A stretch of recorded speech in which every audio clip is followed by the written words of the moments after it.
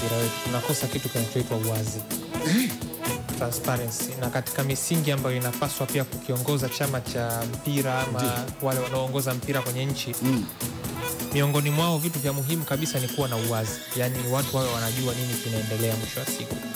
Na kama kuna kitu ambacho bodi ya ligi, TFF, yani wamekwama kwa kiasi kikubwa sana kwenye hili sakata, ni kuwa wawazi tu na yote ambayo wao wenyewe kwanza waliaibua kama sehemu ya sababu ambazo waliamini zilisababisha ule mchezo usichezwe, kwa maana hizo shutuma za rushwa, sijui mambo mengine walioyaainisha.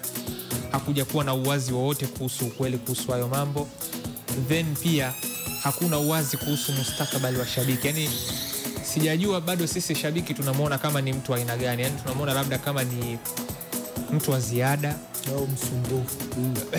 Msumbufu. Yani bado kuna namna ambavyo naweza nikasema wenye mpira labda hawajajua kumwangalia shabiki kwa ukaribu zaidi. Tunamuona kama ni mtu ambaye labda yupo tu kwa ajili ya kuhakikisha tu yani mambo yanakwenda, lakini kwa wenzetu shabiki anakuwa na sei kubwa. Na ndio maana hata ulipotokea mgogoro wa Super League, mashabiki unajua ndio waliweka msimamo pale. Vilabu venyewe ikabidi viitiki kwa sababu mashabiki walikuwa ndo, kwa sababu ndo mpira wao. Ndio walioingia mfukoni. Hawa mashabiki unajua wanatakiwa kuheshimiwa sana. Hawa mashabiki wa soka wanatakiwa kuheshimiwa kwa sababu hawa ndio wanaingia mifuko yao, wananunua tiketi, wanakwenda uwanjani.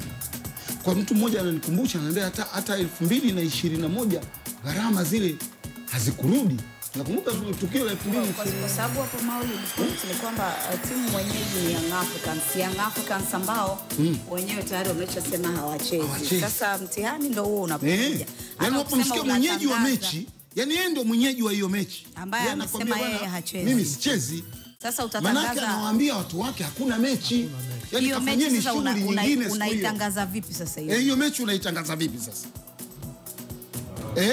Alafu unaitangaza vipi hiyo mechi huku hujawaambia wale wananchi waliotumia pesa zao wakanunua tiketi, hujawaambia watatumia utaratibu gani au bana gharama zile inakuwaje ile mechi ambayo iliahirishwa saa 6 mchana wakati unaitangaza mechi.